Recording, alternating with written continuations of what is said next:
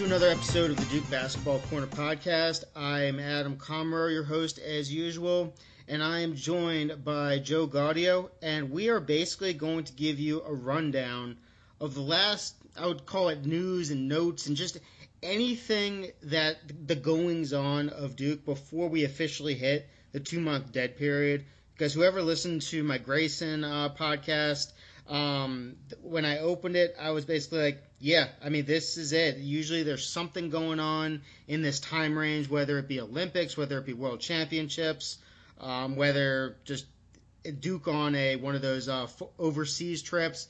This year, nothing. So all of August, all of September, that's a dead period where I'm going to do some more, I guess, fun, creative podcasts in that time. And so this is basically the last sliver of things that we can actually go over currently. So, Joe, thanks for joining. And how you getting by in the dead period of time with Duke basketball? Thanks, Adam. I appreciate it. I'm excited to be on again. I'm trying to stick as much and pay much attention to the NBA and everything during the down period. There's some college news going on, but every day that we go by is a day closer to the first day. So I'm excited to, get into the heart of the Duke season soon.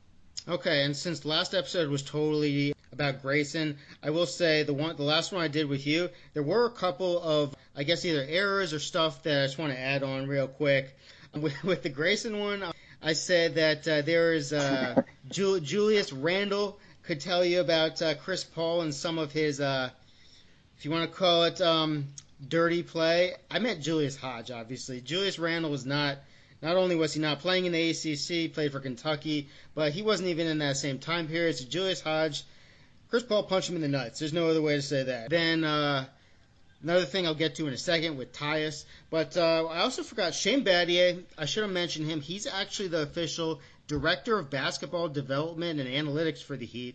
And when they signed Jimmy Butler, when Jimmy Butler came in for a meeting with the Heat, he was one of them. It's basically the owners, Riley and Mickey Arison and Arison's son, and just everyone in charge. And Battier was there, so he has a very valid role.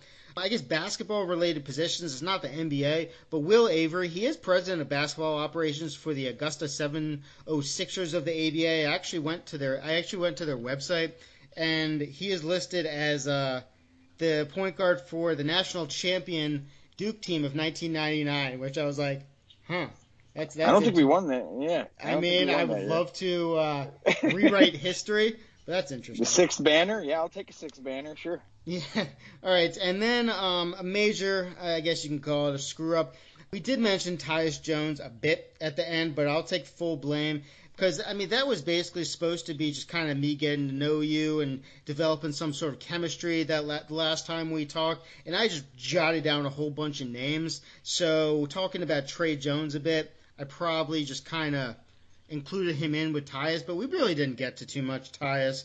So I do want to mention him, especially after he just signed a 3-year, $26 million deal, possible 28 with incentives with the Grizzlies. So that's huge for him. And a cool stat from last year, an NBA all-time best assist-to-turnover ratio of 6.9, nice, to 1. So all-time best ratio, not too shabby. So how do you feel about, and I also want to add that he actually teaming up with Grayson and with Miles Plumlee, he's the first, or that makes the first team ever to roster 3 champs from Duke at the same time, which I think is pretty cool. I mean, think of everyone who's played in the NBA from Duke. First team to roster 3 champs from Duke at the same time. So you think that's a good fit in Memphis, playing as either backup or maybe even at the same time as Ja Morant? Yeah, I actually liked the signing there for him because, looking through their roster a little bit, they're in need of some youth and some playmakers there. And I think based on, the great assist-to-turnover ratio he had in college, the great assist-to-turnover ratio he had, obviously, last year with the Wolves. I mean, he's a good addition there, whether it's a backup, whether it's Ja playing. We've seen Ja's ability to play both with and without the basketball. So I think he'll play a lot of minutes. He'll get a chance. That's not a contract you give somebody you're not gonna make part of the rotation for sure. So, giving Grayson, given their ability, them playing together in the past, I think, I'm a big Miles guy. Hope he can carve out a role there somehow. But I think that's a good, nice young backcourt they got there. Three good pieces there. I will say, Ja, at times, he played a bit off the ball at Murray State, but most of the time the ball was in his hands. So the only thing that I wouldn't say worry, because hopefully they'll make it work, but Tyus, he's not going to kind of dominate an offense, but he's not going to make mistakes, obviously. And Ja Morant, he's going to make a lot of mistakes because guess what? That's what young point guards do. So the only thing is if the Grizzlies play it safe too much with Tyus and put the ball in his hands a lot just to prevent mistakes, Ja Morant might not be able to develop as much. And Tyus is still young. He's like 23 or 24. So hopefully they still let Ja Morant be a playmaker and as well as give Tyus a chance to show what he can do. And I think a great thing about Tyus is if you remember some of his best plays, they actually came off ball with him splitting time at Duke because he split a lot of time with Quinn Cook switching back and forth, point guard and shooting guard. And, that curl across the lane for jumpers at the free throw line and some of his three-pointers. He didn't hit many that year, but what he did they were big. They were huge. They were big ones. So I think Tyus, he can play some off ball. So I think again, I don't want to call it a worry, but you don't want to keep the ball out of Ja's hands. You got to let him make mistakes, but I think that could be a good fit there. Yeah. He's too electric not to have the ball in his hands. So I love Ja Morant.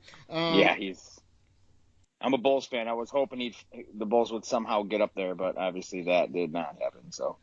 Yep. So you got Quinn Cook to the Lakers. The last time we talked, I was hoping he'd go to the Lakers. I think that's a great fit as a spot-up guy, playing with LeBron and Davis, who will obviously attract a lot of doubles, a lot of attention. 2 years, $6 million. The second year is partially guaranteed. Quinn, he's known Davis for a while, Anthony Davis. He said that was a big factor in him signing. And just the fact that he said that the Lakers told him, he's a guy who's been in big situations from high school at DeMatha and Oak Hill to Duke to the Golden State Warriors.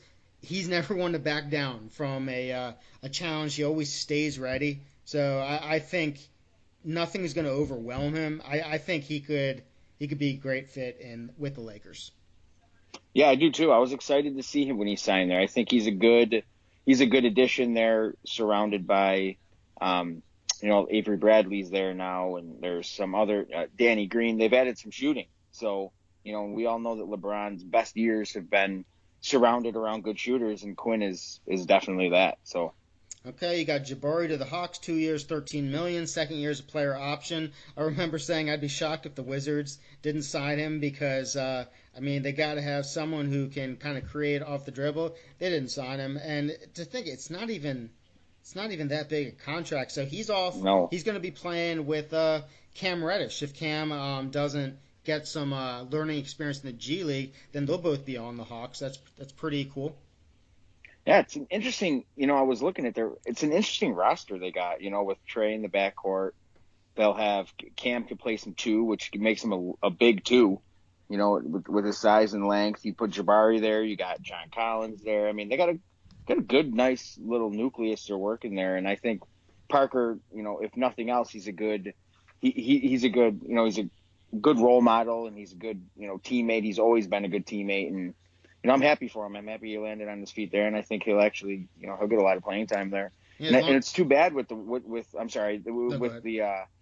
Wizards, because with the news that just came out about John Wall potentially missing 19 and 20 in the 19-20 season, they could use some scoring, and he would be at least bring that to the table. So. Yeah, I think they're just trying to get as young as possible. And while Jabari is certainly not old, he has had some knee problems. Sure. And I think his defense can be a bit lacking at times. Hopefully the Hawks can back him up that way. But I think he could fit with what the Hawks are trying to do. I'm still surprised they traded up for DeAndre Hunter when I thought at that position Culver would have been great. But Hunter, he is a better shooter, spot-up shooter than Culver at this point. So, yeah, that could be a good fit. The other is Emil. He was re-signed for a one-year contract with the Magic. He averaged 18 and 12 in the G League, so maybe they like what they see there, want to give him another chance. So that's cool. He gets a contract with the Magic. Then we have Lance Thomas. He was let go by the Knicks. He's looking for a new team. Luol Deng. He's looking for a team. Sean Livingston, kind of an honorary Dookie. I thought there was news that he was thinking about retiring during last season, but nope, he's looking for a new home as well. I don't think he's signed with the new team, so he's keeping on going. So any last thoughts on signings?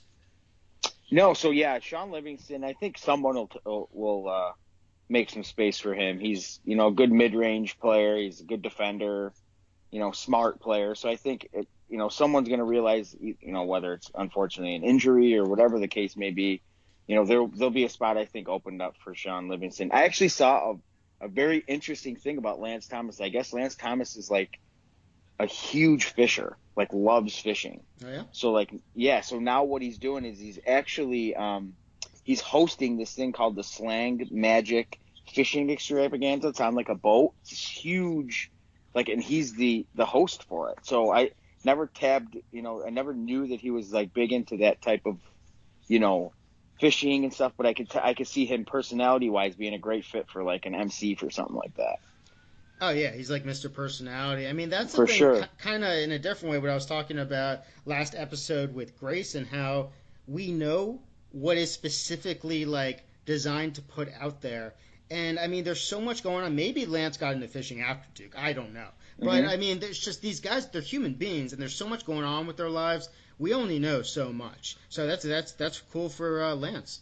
All right, so before we get to Summer League, I will say Antonio Vrankovic, he played with the Croatian team. Big Vrank, the Vrankening, and post-recording edit. I just wanted to apologize. Obviously, the 90 and 92 teams was not Croatia and Serbia. Yugoslavia hadn't split up yet, so the 90 and 92 teams were Yugoslavia with Petrovic, with Divac, and with Kukoc.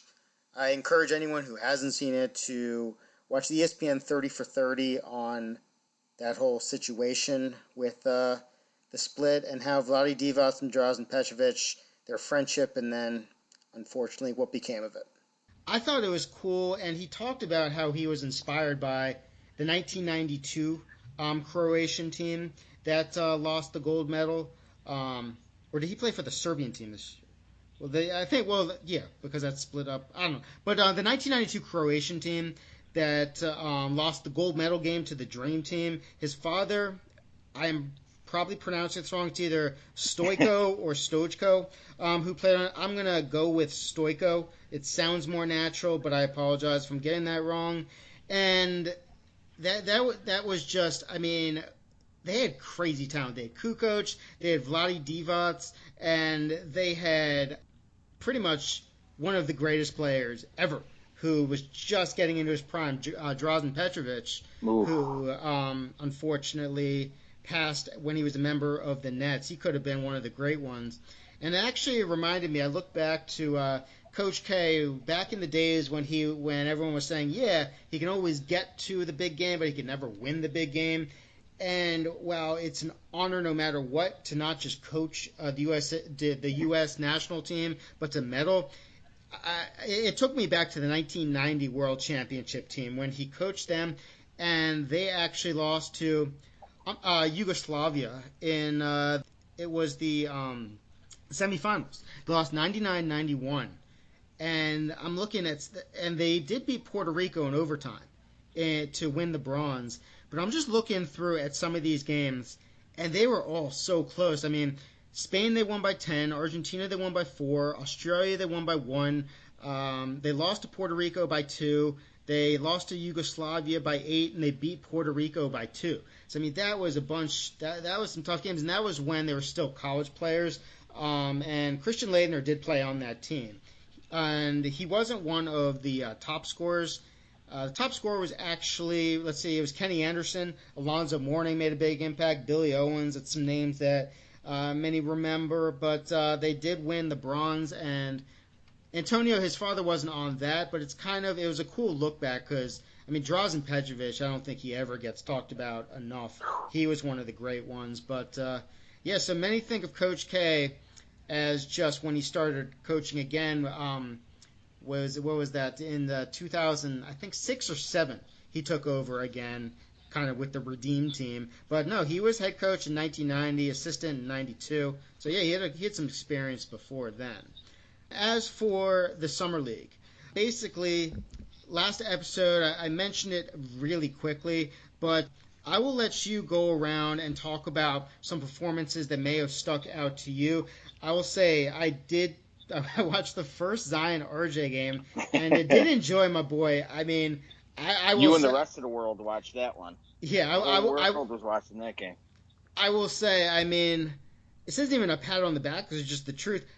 There's nobody who was bigger outside of maybe Frank Jackson's family and maybe the Duke program. I loved Frank Jackson. I think he was used terribly at Duke, but either way, bygones be bygones. He balled out that game, so that was nice to see.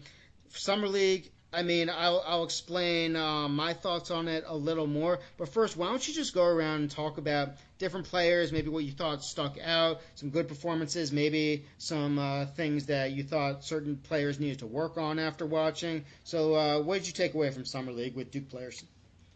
Yeah, so I think Emil obviously had a really nice game that got him, back into the graces of the Magic. Grayson had a couple nice performances there. You touched nicely upon on the last pod.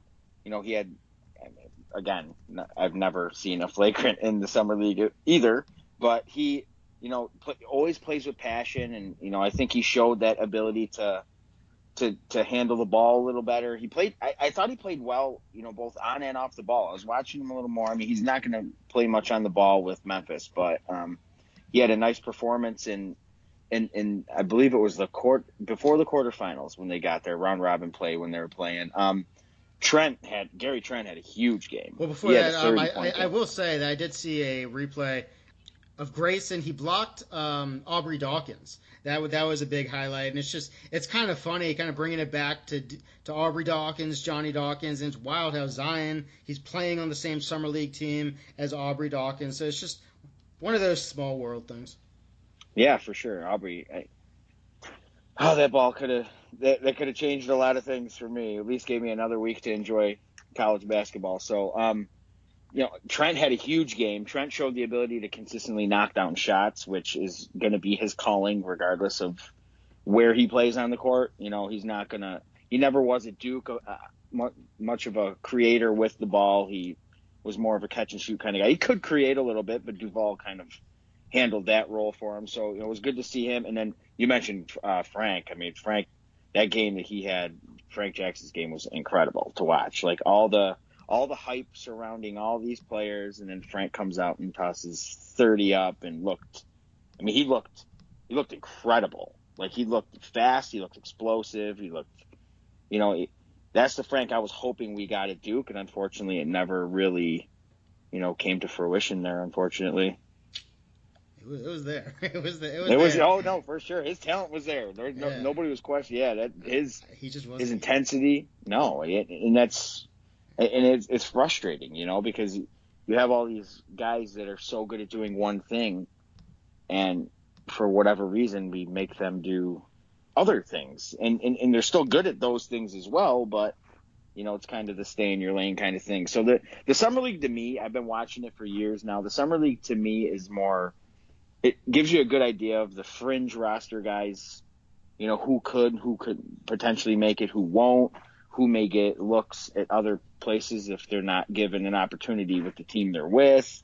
I like the Summer League because you can see the competitiveness. You can see, the talent out there. And some of these guys have carved out roles for themselves just based off the Summer League itself. Who was the player? Alonzo Trier. I think he was actually quoted as saying, like, these guys who are drafted, they don't play in Summer League, they're not going to be ready. And I'm just like, are you serious, man? I mean, look, I believe this was the least amount of draft picks, or at least amount of upper echelon lotto picks who did not play in Summer League, and I think that could be a trend. Just because it is kind of like the preseason where you see starters sit more and more and more, Yeah. and almost like not even play some of the times because it's just. I think the difference between that, and you could say maybe preseason games is they go to summer league and immediately they're playing. There's not even like a system. They're being coached by guys who might not even be coaches on the team. I mean, they're just basically I forget who it was. One guy was asked like what the coaches told him, and he's just like, play your game. There's really nothing specifically That's designed. the play call. Yeah, and it's just like I don't know how you're supposed to get better. I guess some could say like R.J. Barrett, who started off pretty raw with the Knicks, he improved, but I just think that was a matter of getting used to playing more off ball since that wasn't his role at Duke. With Zion, Coach K said that he shouldn't have even played summer league because there were so many commitments with the other stuff. I mean, I guess then it's a question of what's more important, the commitments or summer league. I think most people would say basketball, but then you have to remind yourself, wait, is it really basketball? So it's a business for sure. No, I mean, is it really basketball? Like it's summer league? Yeah. So I don't know, but I will 100% agree with the fringe players. I think they absolutely can make a big impact. With somebody like Gary Trent, I don't know. I was already pretty convinced that he has a lot of his game, which he wasn't able to show at Duke, and I think he's a very versatile player. So it's good to see him start to show some of that. Yeah, I guess as far as and he's still really young too. He's still really young. These guys yeah. are all still very young. So, it's good to see him out there. As far as evaluating, I don't think that's the smartest thing to do. You can take like certain plays and maybe go over that. Like even Zion, like immediately you could see the Pelicans were using him in the short roll, and it just made my head explode because Duke, they used him 3 times rolling to the basket last year, which is just it's still insane to me. And then you'll always get, when I put it on Twitter, you always get the people like, it's a different game in college compared to pro, and that's why I'm very interested. Later on, we'll go over how the 3-point line is going to be moved back for next season. So hopefully, that will create spacing. So the excuses at some point, they got to run out. All right, so the biggest news of the summer for Duke, by far, not even close, Mike BUCKMIRE got a scholarship. And, to me, you might as well just shut it down now. He is the most important player for Duke next year. He's the most important player of my entire life. And Mike BUCKMIRE getting a scholarship is the greatest news I've ever heard. What's your takeaway from that? Yeah, I love Are you as excited as me? I don't think that's possible. Well, judging by that reaction, I don't know if I'm as excited. But it's not the greatest moment of your life? Not. I have a child and I've been married. Come on, it's Mike BUCKMIRE. Well, for the sake of not sleeping on the couch, we'll go with no. But yeah, I love BUCKMIRE. I think he's a huge part of the team, and I don't do a lot of following people's stories and stuff on like Instagram and stuff like that. But he does, like, after the game, he'll do the interviews with the players and stuff like that. You could just tell that all those guys truly love him and embrace him. So I think, by them doing that, it's just shows you the class and stuff that the Duke University has, and they know what they have in BUCKMIRE. He was Zion's sensei last year. He was his life coach. So I think that's huge. And before we move on, I will say, little quiz. Could you name? This was actually really interesting to look back. There's actually 2 guys I totally forgot played together. Who it's wild that I forgot. But before the Grayson teaming up with Tyus and Miles, can you name any of the pairings of NBA teams with 2 NCAA champions from Duke at the same time? Any of them? Yeah. Think about, I will say, because this is putting you on the spot, think about your team. So, okay, so the Bulls, huh? Mm-hmm. Let's see. There's a pair So it's a pairing of Duke players who won a championship together that played together on the Bulls, is what you're saying. They won a championship at Duke, yes. Okay. 2001. Well, so it'll be J. Will and Boozer. Nope. Brand. Nope. trying to think who's well. I mean, the only one I remember being on the 2001 team that played for Chicago, Dunleavy. Yep. Dunleavy and Carlos Boozer. Brand didn't win a championship at Duke. I wish he again 99. I wish he did. I meant, I don't know why I said Brand. I actually meant to say Boozer. I thought Brand. Yeah, unfortunately, we remember that Trajan year. I don't want to talk about it. To be honest, so. yeah. So Dunleavy and Carlos Boozer. Yeah. Dunleavy was actually in a bunch. So we have this was before. This is before Ty is signed. So I have the Grizzlies with Miles and Grayson. Then the Mavs. I count if you're on the team when Duke wins a championship, even if it's a transfer year, I'm counting it. So I have Seth. You won it, yeah. Seth Curry. I'm counting him with Quinn Cook on the Mavs. We have the Hawks with Dunleavy and Ryan Kelly. They played together a little bit. Then we have the Pacers. Mike Dunleavy and Dante Jones. Dante is another transfer, won it in his transfer year, 2001. We have the Grizzlies, Shane Battier and Dante Jones. And then the Pistons. Do you think there's two huge names that played together on the Pistons back in the day? They played together at Duke too. They won 2 championships at Duke together. So it had to be, if they won 2 championships at Duke, it had to be that, had to be the Leitner team. Yep, Leitner and... Was it Grant Hill? Yeah, Grant Hill, the Pistons. Yep. I was going to say, the ultimate Piston, I'm not even coming up with them. I'm more thinking about Leitner. Yeah, so... It's funny because I totally forgot Leitner even played for the Pistons. Yeah, so they actually teamed up in the NBA. I blanked on that. I mean, Leitner, we were talking about Achilles the last time. I mean, Leitner, he had a great year with the Hawks, and then he tore his Achilles, was never the same. It's just anyway. All right, so let's move on to recruiting. I've said many times over the years, I'm not into recruiting. I don't really follow it much. I've heard great things about Jalen Johnson, who Duke, he announced he was coming to Duke about a month ago. He's really versatile. I think he grew up a Kentucky fan, and he says he came to Duke. He likes what K does with versatile wings. He named off Winslow, Tatum, Cam Reddish, and R.J. Barrett. And a big reason he came to Duke, he said he wanted to feel at home there. So in terms of Jalen Johnson's game, I'll look more into him later. But for now, what can you tell me about him in terms of skill-wise?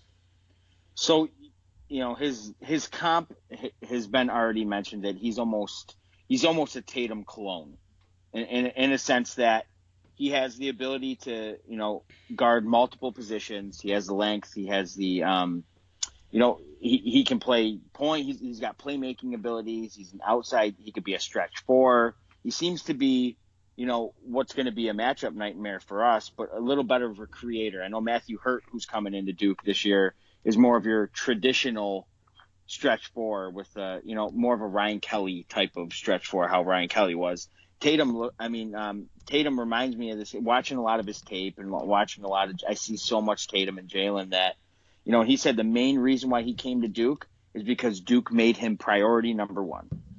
When they were recruiting, they made him priority number 1. He felt that, not only with Duke's track record of bringing, guys through the system and, like the Winslows, like the Tatums, I think he's a perfect fit of what we're going to be looking for next year because, again, I think the majority of our freshmen coming in 2019 will be gone for 2020. So he'll come right in. He'll be able to score for us. He'll be able to guard 1 through 4. I don't know if he's big enough or strong enough to guard the 5. But he has a whole other year of high school to get stronger. Sure. I mean, and I hate doing this because if I don't see someone play, then I'm just going off what somebody else writes or says, and I try to avoid doing that. But I will say, a lot of people have raved about his passing, and I think Tatum, that's something he really improved at throughout his season at Duke. And Jalen Johnson, right now, I've read that he is a really impressive playmaker for others, so that's great to already have down. And Mike Ribanoff, who I did a pod with, he goes deep into these prospects, and he really likes Jalen Johnson. He has him number 3 on his board at the moment for 2020. All right, so the loss of Boogie Ellis. That's something that did occur a while back, but I still would like to at least get it out there and mention it. How do you feel that affects or doesn't affect Duke in terms of what he might have contributed or what Duke might do to kind of get past that? Or just what are your thoughts on Boogie Ellis choosing Memphis? I love Boogie Ellis. So I remember when he made his decision to back out of Duke. I remember where I was, what I was doing. I actually was in the classroom teaching when I found that out. And I said, just not Carolina. Please don't go to Carolina. Don't go, and he's a guard. So we have Trey, who we all saw Trey play last year. Trey is a very good defender, very good leader, not a great scorer. Boogie was a good scorer. Boogie had the ability to put points up on the board quick, and I think us losing that is going to be a huge loss, because Cassius Stanley is known as a great athletic guard, defender, high flying. But I mean, Boogie could shoot. I mean, I think it's a bigger loss than people may think it than they think it could be, because I think he was going to fit right in. I think he was going to start the 2 right next to Trey. Yeah, I think he wanted. This is again just me kind of. I don't wanted the ball, but yeah. I think he wanted to be the point guard. And with Trey coming back, Kay is going to put it in Trey's hands, I believe, as much as possible, or I hope. So I think Boogie, despite agreeing with you that I think he would have been able to play off the ball at the 2, I think he just wanted more of a chance to play point guard. I don't know what Memphis's roster kind of fit is for him, but I think the thing that Duke will miss about him, based on the limited amount I saw and read about him, is just the attitude, because that kid was an animal. And last year I was talking about how Chris Carrawell seems to recruit guys who resemble Chris Carrawell in their mindset and personality, just dogs. And I mean dogs in the most complimentary way. That's why I'm really looking forward to watching Wendell Moore. I think he's a competitor. And Boogie Ellis, it's that same thing. Obviously, guys have different attitudes on the court, and some don't show emotion as much. Boogie Ellis, he's an emotional guy, and I think that would have been great, because Trey, he can show emotion, but I think somebody's just got to fire up this team. And so I think the attitude is something that I wish he would have stayed and brought to Duke, but best of luck to him. For sure. And did you see the odds that came out for national champions this upcoming year? So they had. Did you see it? Did you get a chance to see it today or no? I think I remember, like, Gary Parrish tweeted it was like 6th best or something like that. I'm not sure. Yeah, so I was surprised when I saw it. Was the favorite was Michigan State, then very close under there was Kentucky, then it was Duke, a little separated from them two, almost in like their own tier, and then Memphis was right there, is 4. So they must be, with their recruiting class coming in and the addition of Boogie, and I mean they must have high hopes for him and that team coming in. So, well, as much as the Fab Five, we remember how it got to the point where they started 5, and that's kind of the rumors swirling around. In Memphis, they might start the season with 5 freshmen, and that's something that even Michigan, back in the Fab Fives days, it took them a while to do that. So, I mean, that would be interesting, but they got talent. There's no denying that they have talent. So take some of the focus off of Duke for one year. Maybe we could just play basketball this year instead of being the focal point of college basketball as usual. Yeah, and I think it's just because Duke doesn't have that uber star. They have plenty of great players, top-tier players. They don't have the star in the same way they did with both Barrett and Zion, and even Cam coming in, the big names that people already know. All right, so we got the non-conference schedule released. Did you have any initial thoughts on the non-conference? No, I mean, I was a little disappointed in the non-conference, actually. I thought it was missing outside of the, so just taking a peek at it and knowing, I'm excited about the Champions Classic. That's going to be fun. I mean, hopefully will be in attendance for that game. I've been to the game every year, so I'm hoping to, see the Kansas game. The Michigan State game, sticks out to me, the rematch, the Big Ten and ACC Classic, but outside of that, it's just a couple of tournaments, maybe the potential of playing Texas, playing Georgetown, But outside of those two powerhouses that we're playing, I think we're a little light this year in the non-conference, actually. All right, two big takeaways for me. Number one, I can't remember if there's ever been a time when Duke's not playing a home and home. I mean, those home and homes, they are so kind of classic in that way where Duke was always playing at Temple or St. John's. Yeah, I mean, those are classic, and just the continuity of knowing you're going to see that team again next year at the other team's place. And no matter what the records were, even like St. John's, those are most of the time some really good games. And I mean, I still remember those Bucci Thornton type games. It's Ricky really, Hatton or whatever his name, Hatton, what is his name? The point guard they had there. I think he had 30 in Duke one night. I do remember. I remember they had Eric Barkley. I remember him. He was supposed to be like the next big thing, and that might be like Artest, and then Mo Harkless a couple years later. But yeah, there's some great teams coached by Mike Jarvis, who used to coach GW near me.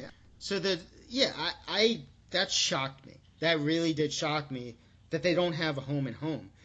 So I guess it's. Do you think it has anything to do? I'm sorry. Do you think it has anything to do with the one and done era that we have going on? I mean, there's really not much of a. These guys aren't really building any sort of rivalry against each other. Oh, yeah. You know what I mean? So, I mean, it's not like, oh, yeah, we'll play you guys. We'll see you guys next year. Because chances are you're not going to see our guys next year. I don't know if it's just a guess, but maybe because Duke is already playing at Michigan State and 2 times at Madison Square, maybe they wouldn't do it with a team unless Duke started out home this year and then they would go on the road next year with the team. Maybe no other team was willing to do that. They wanted it the other way. But that's just a complete guess. So, I don't know. Either way, it's disappointing to me. And basically, the number 2, the second takeaway, it's almost something that could have been replaced by either the home and home or just, I mean, if you think about the Texas Tech game last year, that was another big game because there's always the Champions Classic, there's the ACC Big Ten Challenge, and then there's a tourney.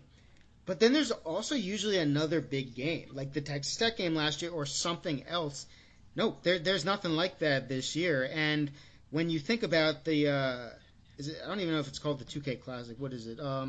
Yeah, it is still the 2K Classic. I mean, Cal stinks, and they'll play the winner of Texas Georgetown. And Georgetown, I kind of like their young talent. I don't know if they're ready to take the next step, but actually they have Omer Yurtseven, who, do you know Omer Yurtseven's record against Duke? I do. I know he's probably never lost to him because we lost every year we played. We lost every year we played. Yep. So he was on that team that beat us in Cameron too, right? Year we won the title. Yep. Because I remember we lost at the Wolfpack. Wait, no, not when they won the title. The year Duke won, didn't they beat us when they had Dennis Smith? So they won in. So he won with them in 2016, and he won with them in 2017. Oh, that was the Cat Barber year we won the title. Or 2017 and 2018, sat out 2019, and now we'll play for Georgetown. And then Texas has some talent, and they're getting even more talent with the recruiting, but neither of those teams I would say are top tier. So basically, I mean, it's not to say they're good, but I can't even guarantee both will even make the NCAA tournament. So that'll be a good but nothing special game. So basically, I'm not trying to put it down, but you're playing. I mean, the game at Michigan State, that's huge. The game Kansas at MSG, that's huge. But those are the only real big games that they're playing. I mean, besides that, I'll run it down real quick. You got Colorado State, Central Arkansas, Georgia State, Stephen F. Austin, Winthrop, Wofford, and Brown. Wofford would have been a great matchup last season, but Fletcher McGee's gone, and Cam, is his name Cam Johnson? No, wait. It's Cam something. I liked him with Wofford, but he's gone too. Cam Jackson? Yeah. Cam Jackson, I like that guy. And so that's it. And they finish off with Brown. So I don't know if maybe Coach K, like this team, because they don't have a star, he wants them just to get a little more action against, I don't want to say lesser, because all the respect to all these teams, but I agree, it's not quite the non-conference schedule we're used to. No. But, I mean, it's the schedule you got to play now, and it's the schedule you got to, build your team by, and that Duke Kansas one is circled on my calendar. So. Okay, so thinking about Duke for next season, I'm big on Javin DeLaurier. in terms of people are going to look at stats and they're going to say like, oh, if he doesn't average like this and that, like he won't have the impact I predict. But it's not about stats. I think the way Javin was playing at the end of last season, I'm big on the 2019-20 Javin wagon. But because he was already making big contributions last year, let's look at 4 players: Alex O'Connell, Jack White, Jordan Goldwire, and Joey Baker. Out of those 4, who would you say is the most likely, in your opinion, to make a big leap? If you're going to have to say one of them. So I think Goldwire exploded onto the scene basically from Louisville on when he came into that game. I think that's pretty much maxed out what his role is going to be on the team, to be honest. We have a couple other ball handlers. Or if not a big leap, because, I mean, that's making it very concrete. Let's say just who's most likely to have a legit role where they're in the rotation all the time? I think it's O'Connell. I think it's still O'Connell because his ability to consistently knock down a jump shot. I think with the penetrating and stuff we're going to have on this roster and the ability now with the 3 being moved out, there'll be a little more space for him to get shots. My issue, and I'm sure it's your issue and it's everybody else's issue, is I just worry about him defensively because I just don't know if he's a great defender. Jack White is a good defender, but we saw the inconsistencies with his jump shot throughout the year. So I think if I had to pick one of the guys who's getting minutes, in the rotation, my guess would be AOC. So I'm gonna go with Jack White. I think that Syracuse game electrocuted his confidence for last season. But, I mean, you go back to that Texas Tech game, he was the most important player against Texas 100%. Tech. And up until Syracuse, he was shooting about 40% from 3. The toughness, the leadership, he was just unbelievable. He was such a key glue guy for Duke. And I think Kay, he still trusts him. It's just you can't play a guy if he can't make a shot. Like, if you can never make a shot, then you basically either – then you have to kind of contribute on the defensive end, like a Jordan Goldwire type in the backcourt with Trey, or else it's just you can't find a role. So Jack White almost became unplayable.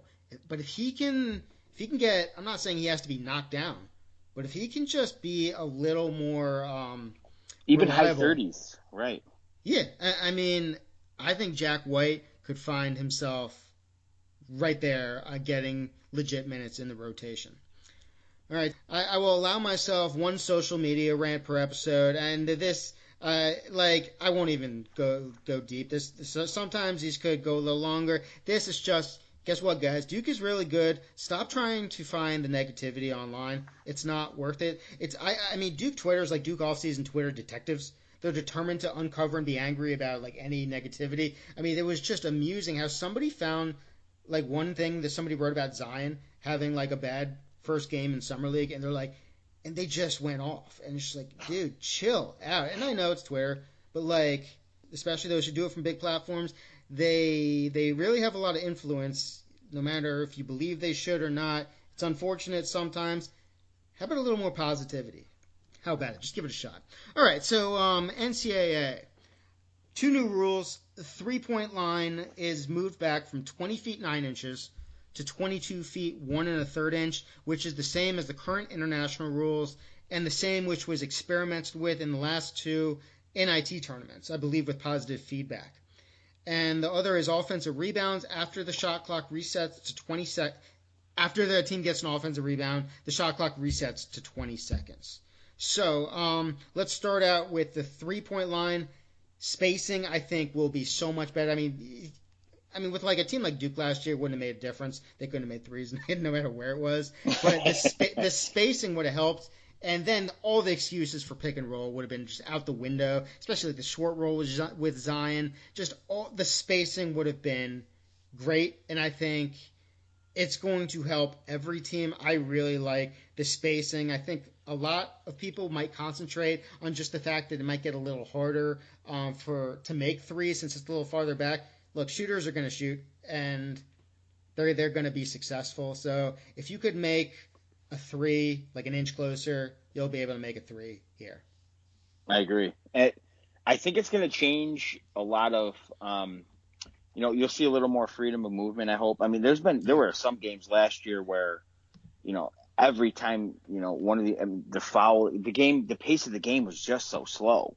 A lot of these teams that play, like, I mean, the Virginias of the world and stuff, they're going to, but I like Duke's ability now. I like how this will help Duke, because I think Duke this year, compared to last year, has a good number of good perimeter shooting, Wendell can shoot, Matthew Hurt can shoot. They have, AOC's back, O'Connell's back. I think all those guys are really good proven shooters. So I don't think it's going to bother them as much, but it's going to help, create some movement and maybe get some action in the paint as well with Vernon down there too. So I think it'll help, inside and out. Actually, I think the shot clock resetting to 20 seconds, that'll be good, because, I mean, you mentioned a team like Virginia. This isn't a knock on Virginia. I know everyone loves to make the jokes on them. It's just, if they're getting an offensive rebound, they're resetting, and then it's just all over again. 28 more seconds, yep. Yeah, 20 seconds, it'll help there. Just kind of allow for more pace in action. Sure. All right, do you think there is, in your opinion, would you like there to be quarters, and do you think there ever will be? It's a tough question. There's no right or wrong answer. No, you're right. I like the halves. I like the halves because that's obviously what I've grown up on. But based on like how the NBA has the fouling broken down and shooting free throws and stuff, quartered out opposed to being over the quarter of a half. I mean, I think they're always looking to change and make viewers a little more excited, maybe tailor it a little more toward the NBA game to get these kids ready for the next level. But I personally hope it stays halves, but I can see them going to 4 quarters at some point. Isn't men's college basketball the only basketball at any level, like anywhere in any country that does halves? Like, I know women's college basketball, they do quarters. International, they do quarters. Everything does. I think men's college basketball, I mean, I don't know, maybe high school, some of them do. I don't know. But, no, I think they do quarters too. No, yeah, I coach high school, and we do 4 8-minute quarters.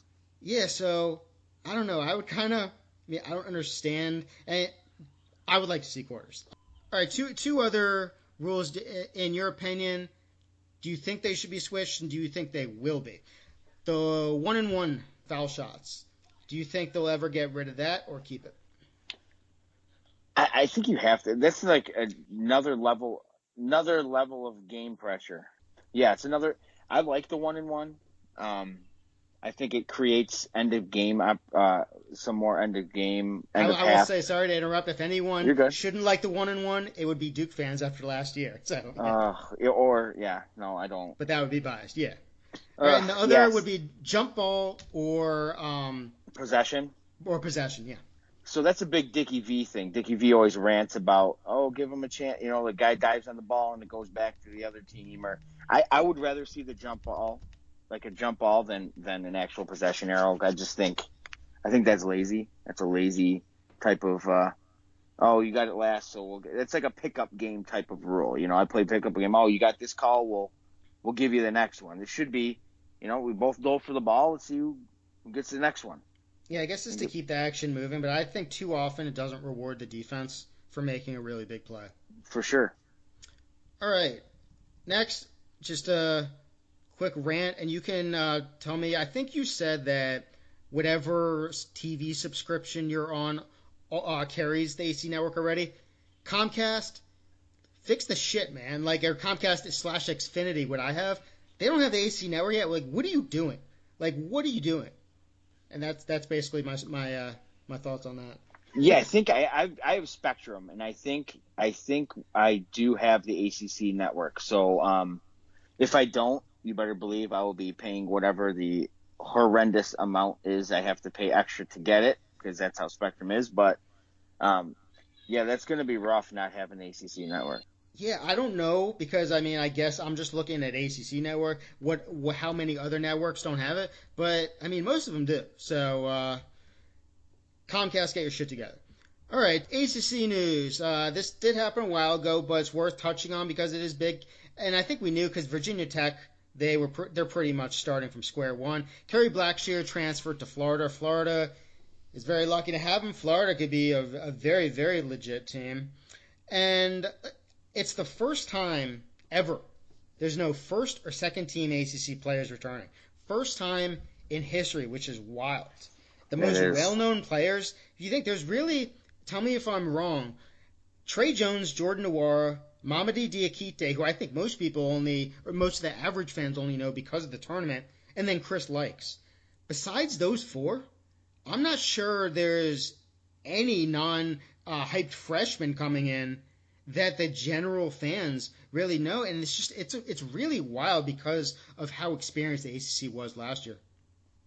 For sure, yeah, that's crazy. I didn't even, the whole first and second team. I think a lot of it has to do with, last year the amount of talent that was in the ACC and just pure freshmen alone was out of control. You had the Duke freshmen, you had Nasir Little, you had Kobe White, you had all these superstar potential, you knew were going to leave.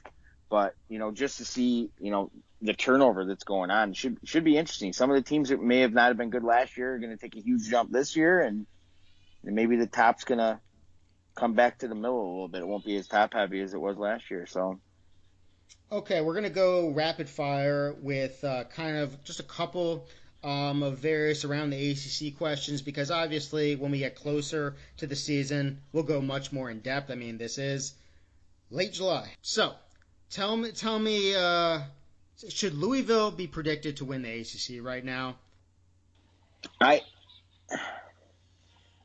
guess I'm being biased. I don't. I think as of right now, if I had to pick, I think Duke is still the team to beat in the ACC this year.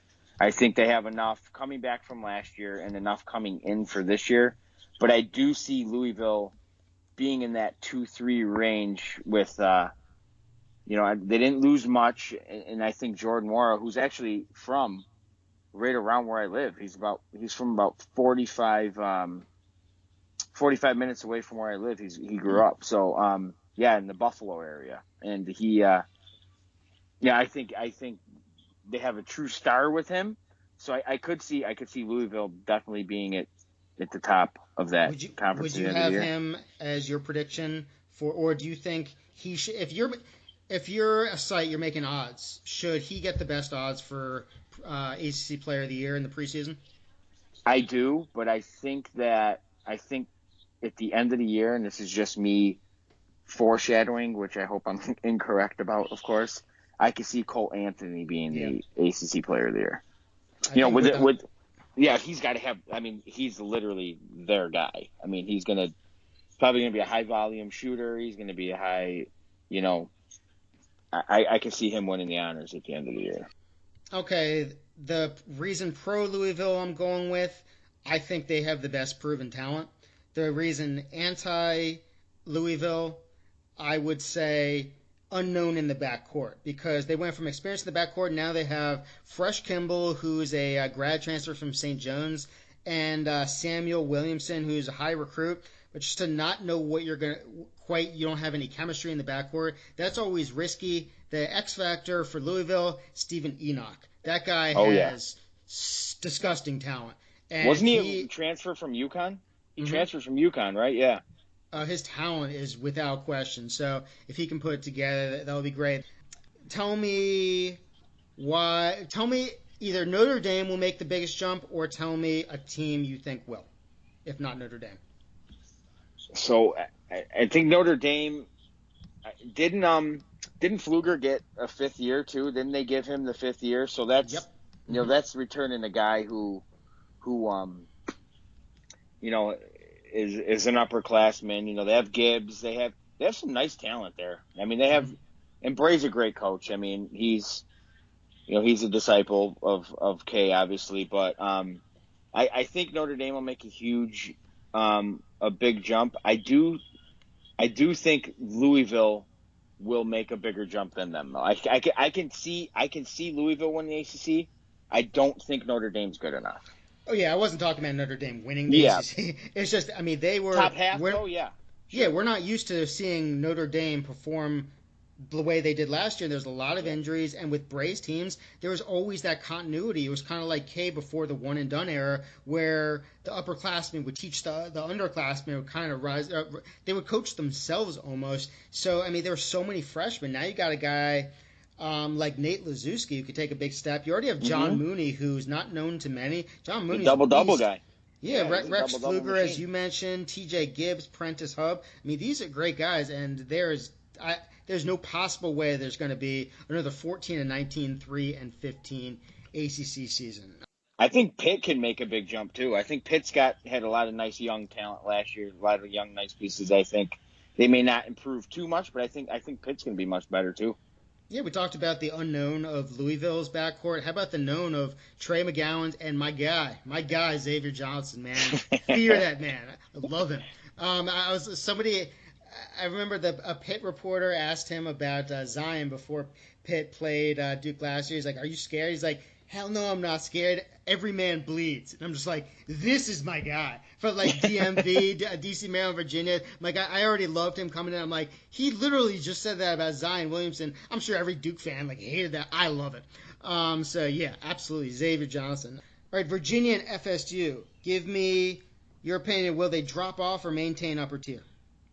I think Virginia is going to drop off. I mean, how can you not drop off when you lose Kyle Guy, when you lose Ty Jerome, and you lose Hunter? I mean, I just don't. And Jack Salt graduated, correct? He was at school for like 9 years. So even if they have some good freshmen and stuff coming in, they have a couple pieces. Kai Clark I liked Clark last year. He was Diakite's good. I don't see them. I see them being more of a 15 to 20 ranked Virginia team at their peak instead of where they are now. And FSU, I mean, Kevin Galley's a huge loss. Terrence Mann's a huge loss.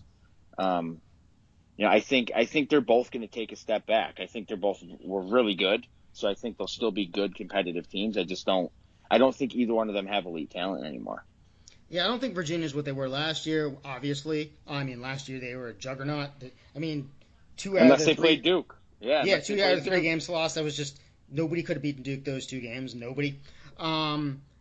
Braxton Key, I think, is going a little under the radar. He provides a lot that might not be shown from stats. He had a big role in the championship game. The guy who I think is going to be huge for them is a guy that I'm not even sure if I can pronounce his last name, but I've heard great things. Again, this is someone who I haven't seen, but he's from a junior college. His name is Tomas Waldetense. Yeah, sure, if that's how you pronounce it. I've heard that he could really, really ball out, and not many people know him. I don't know. I'm not saying he will. I believe, if I'm going to say who said that, what's his name? The guy, he was with ESPN, now he's with NCAA. Not Seth Davis. Greenberg? Andy Katz. Andy Katz was big on Thomas Woldetense. Yeah, sure. Okay. I'm sure we'll learn it soon enough. So. Yeah. I mean, I haven't seen him. Florida State, I think they're interesting. I actually think they could be they could actually be a big surprise. Trent Forrest, I remember I was talking to Lauren Brownlow. She said Trent Forrest had like some sort of foot problem all last year, whether it be turf toe or something. I don't know. It was some really bad foot issue. MJ Walker has talent, a lot of talent. He hasn't quite shown it. But 2 guys, Raekwon Gray, I referred to him as the Draymond, yeah. No, I refer to him as Lil Zion. He looks like Zion if Zion was kind of shrunk down. I mean, that guy, he is, nobody's going to want to get in his way. And Devin Vassell, man, he can shoot, he can defend. He could be someone who takes a big step. I think Florida State's going to surprise some people. Obviously, we'll get much more into that as the season gets closer. The last question, UNC, you think they'll be too reliant on Cole Anthony, or do you think we should consider them as big a threat as anyone for the ACC title? They're Carolina, so unfortunately they'll be there. Roy does a great job there. They still have some pieces returning from last year, but I mean, have you had a chance to see that Cole Anthony kid play? He's the real deal. Like I watched very little. One thing I was impressed with is his feel and his change of pace. But that's yeah, again he's very small sample size. I'm excited to see him. yeah.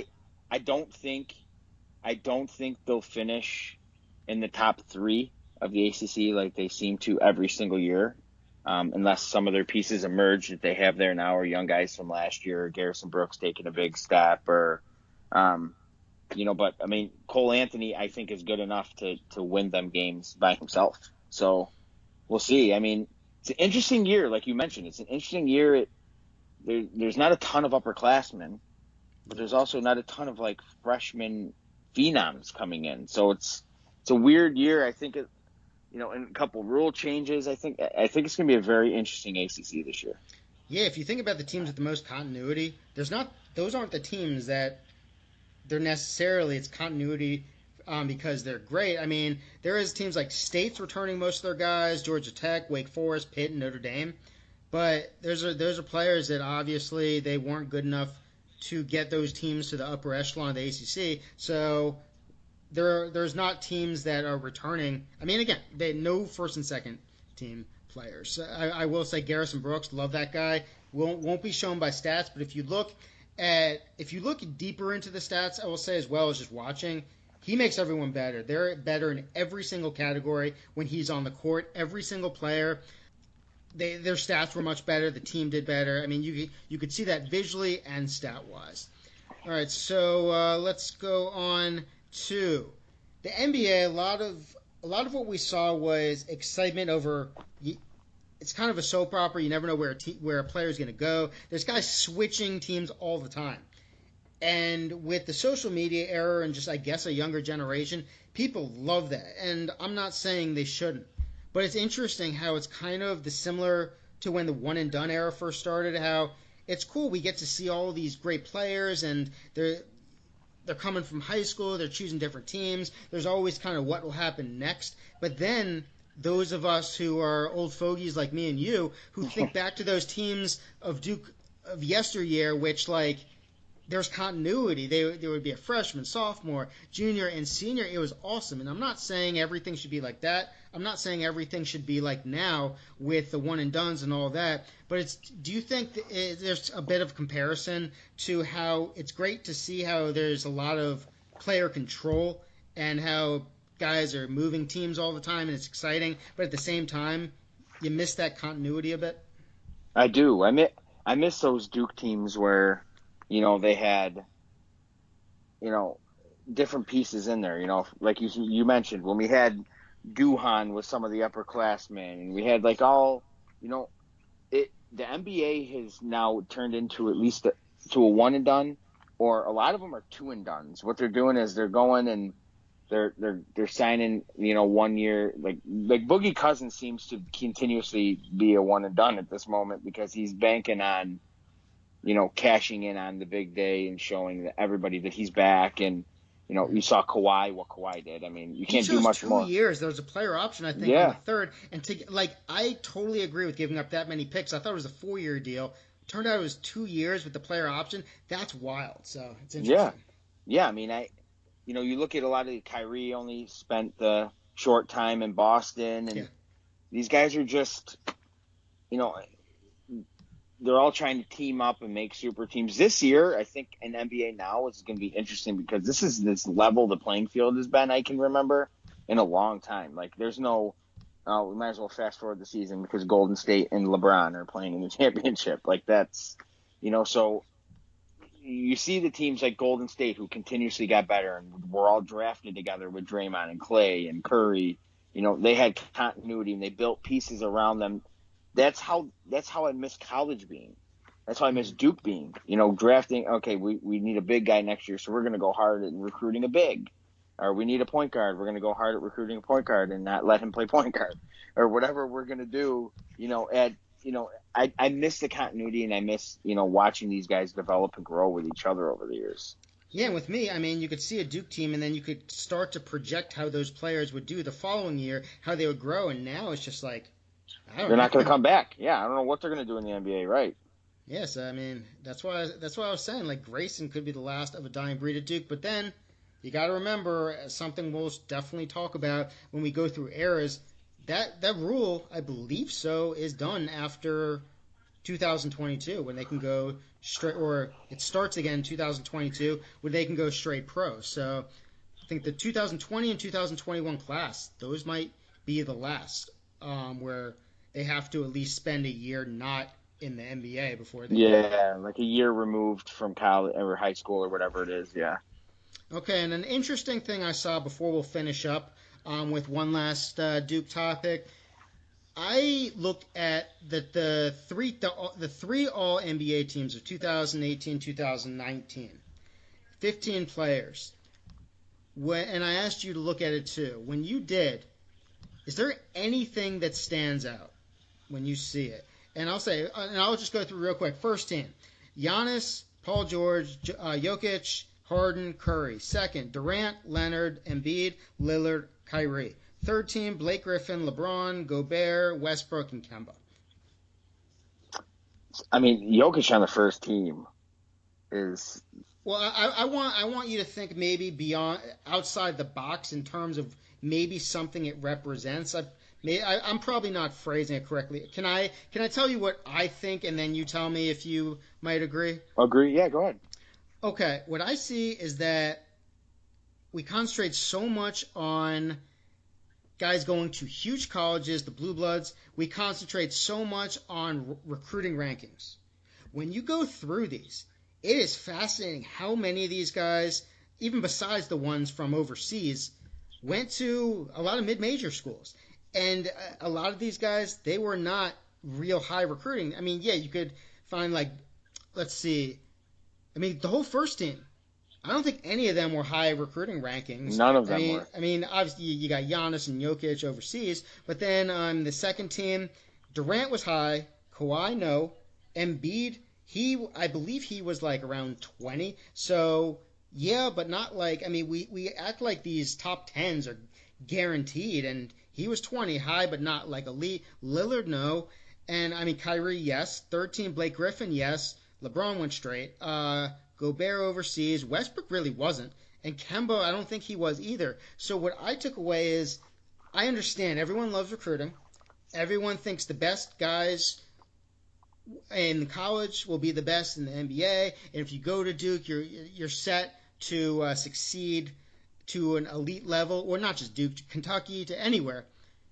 It just shows how there's different paths. The same way, if you look, I tweeted out during the finals of Toronto's team, their roster, there was no draft picks that were lottos, and I don't think that there was any who really had big college careers. They were overseas. I think a lot of them were second-round picks. Yeah, I mean, it's just there's different ways to do things. So I think when a guy is ranked really high in recruiting, I think let's take a couple games to watch him at Duke before we base how if he matches up to that recruiting ranking.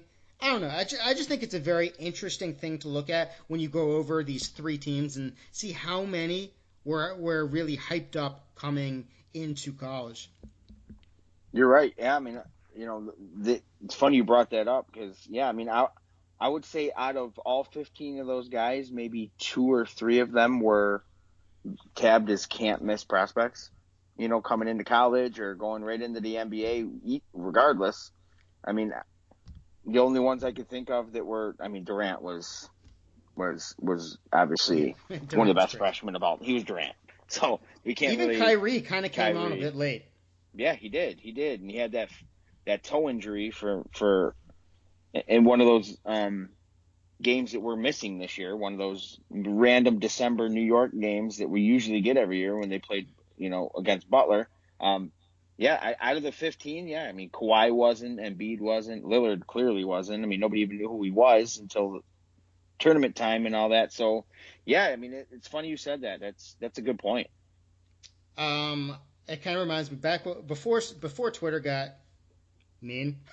I still remember, like back in 2011, it's still like probably the most entertaining Twitter account I've ever seen. Besides, I think 2014 there was Boring Jabari Parker. That didn't last too long, but they had an account dedicated to Kyrie Irving's toe, and it was like hashtag Toegate, and it was just constant updates, most of them like fake, on like I remember that. What Kyrie's toe was doing, and it was very entertaining. So it's kind of like you follow the Andrew Luck Twitter. Yeah, where he's like a military general. It's hysterical.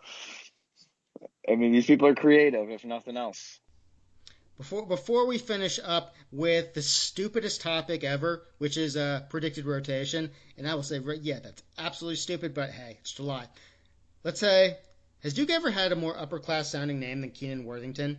And let me just be clear, I am not saying anything bad about him. It's just Keenan Worthington sounds like he should be knighted, like immediately. Yeah, it sounds fitting. It sounds like, we have, the Palyukas and stuff of the world where, but the Worthington name, that might take the cake out of all of them for me. So he is 100%, and he'll probably be a fan favorite at some point. So he can never take my love for BUCKMIRE right now. Maybe later. I would have never guessed. You were a BUCKMIRE fan. I'm a BUCKMIRE fanatic. All right, Truther. So. Well, let's do it. Let's do the stupidest thing ever. Let's go rotation. Obviously, it's going to be Trey Jones, Wendell Moore. Wait, is it? Okay. Because these Duke guys that you never know how to, they'll pronounce their names. I'm still, have to make sure I pronounce Trevon Duval, his name, correctly every time. Wendell, I said Wendell Carter over and over, and he's like, no, it's Wendell. And Kyrie Irving, it's Kyrie, accent on the second. I'm like, come on, guys. Just make it I still have no idea how to pronounce Rajon Rondo's first name. It could be Rajon, for all, I don't know. Rondo. Just go with Rondo. Yeah, seriously. Safe bet.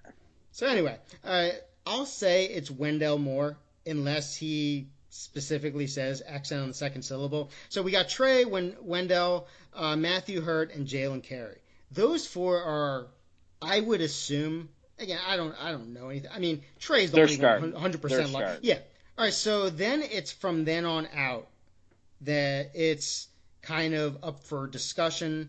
So I'll let you go. Who do you think could be the fifth starter, and who do you think is in line for possible big roles? I mean, I'll say you got Justin Robinson, Mike BUCKMIRE, Michael Savarino, Kay's grandson, and Keenan Worthington. Those are going to be the 10 through 14. I'm sorry, the 11 through 14. Mm-hmm. So I will say Robinson could get occasional, maybe doubtful in big games, but hopefully. But basically, it's a 10-man guys who it's worth considering if they'll be in the rotation. So after those four I mentioned, fifth starter and your opinions on where the other guys will be in the rotation. So I think they're going to probably – it's going to be hard. I want Javin to start. I think Javin's ability, his just him being a leader, him playing the four, it's going to be tough because I think we're the best. We could put the best lineup on the court with Hurt at the four. So if that's the case, then I think they move Wendell Moore to the three, and I think Cassius Stanley starts at the two. That would be my guess is what our first lineup would look like. But I think it just depends. You know how Kay shuffles his lineup around depending here and there. I don't think, I could see Cassius coming off the bench first game and Javin starting. So I think those six are vying for the 5 spots. And I think at the end of the day, it's really, truly Javin and Cassius Stanley. Just it depends on if he wants to go with Height or if he wants to go with an extra guard.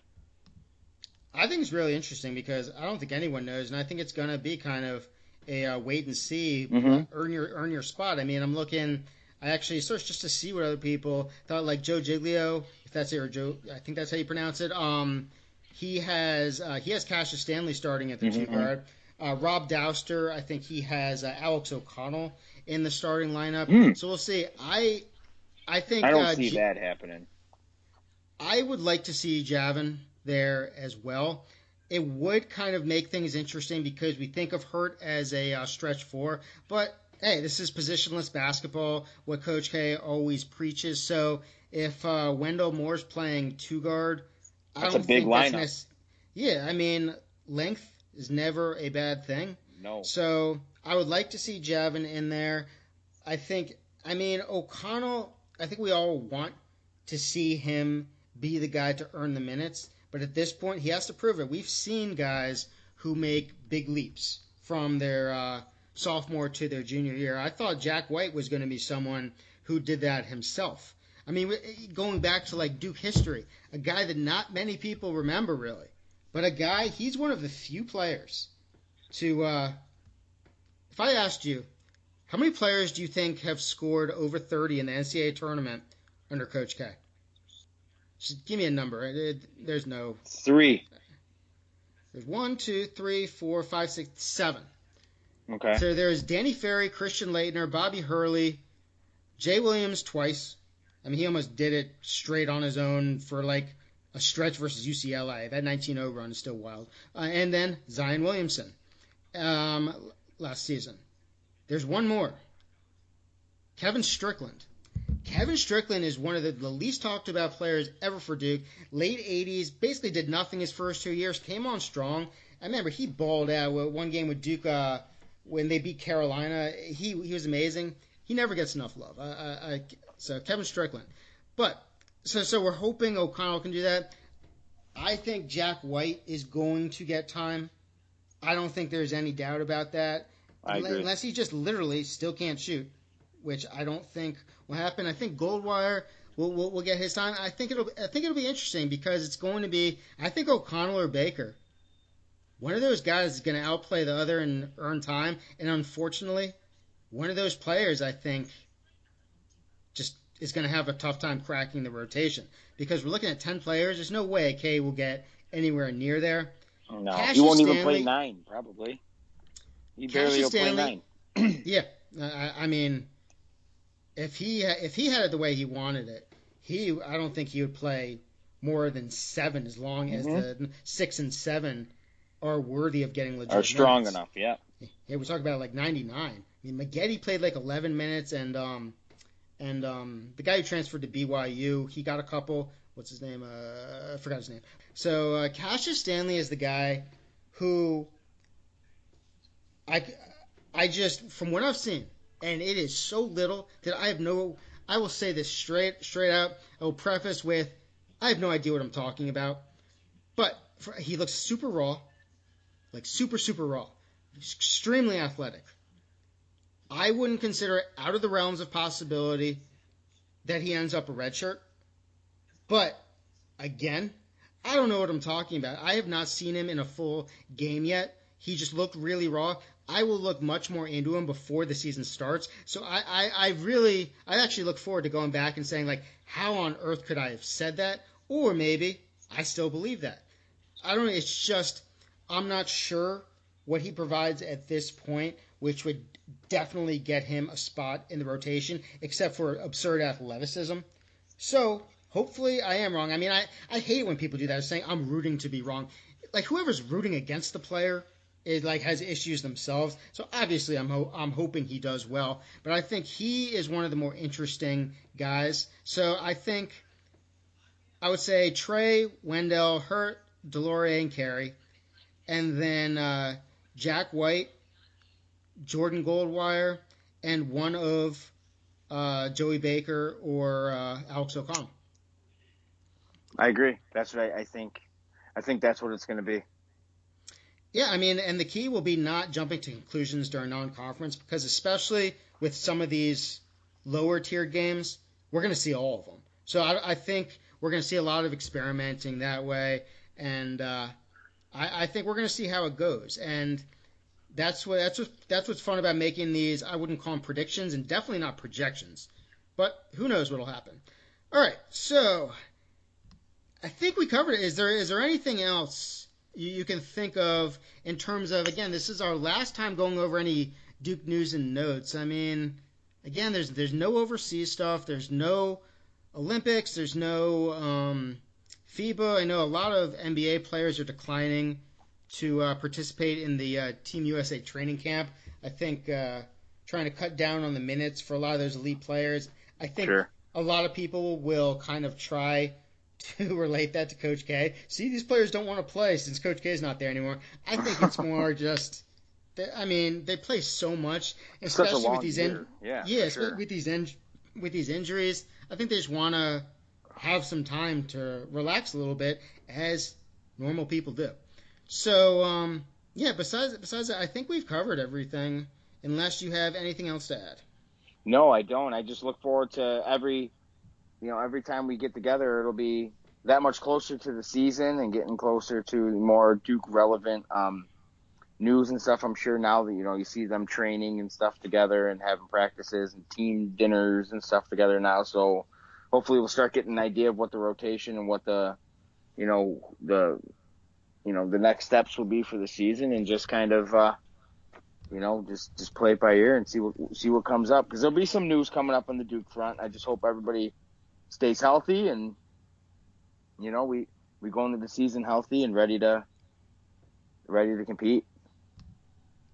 All right, Duke strength and conditioning coach, Will Stevens. I just want to give a quick shout out to Will Stevens. I don't think many people know his name. Man, he is the most intense guy ever. All the players love him every year. He's in a lot of the stuff that Duke tweets out in the offseason with them working out, and just props to what he does. And then, I just wanted to give him a shout out too, because there's a lot of guys that you might not know their names, but they are just as integral to the Duke program as anyone else. So, For sure. I think that about sums it up. Stick with us. We're going to kind of go over some creative topics in the next episodes coming up in the off season. Again, dead period. So favorite Dukies, all decade team. We'll go over the eras, just different kinds of episodes. But that sums up the news and notable commentary for now.